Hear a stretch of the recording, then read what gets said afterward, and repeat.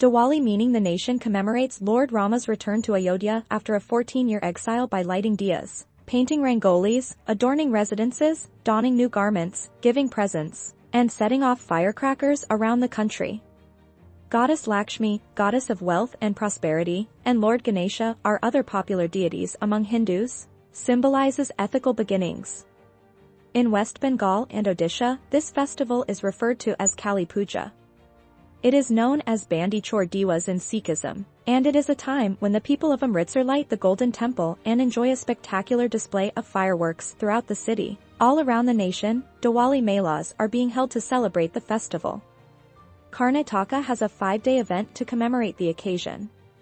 The festival of Diwali is devoted to Lord Krishna in the Braj area, and as a result, the inhabitants of the region revere Govardhan mountain.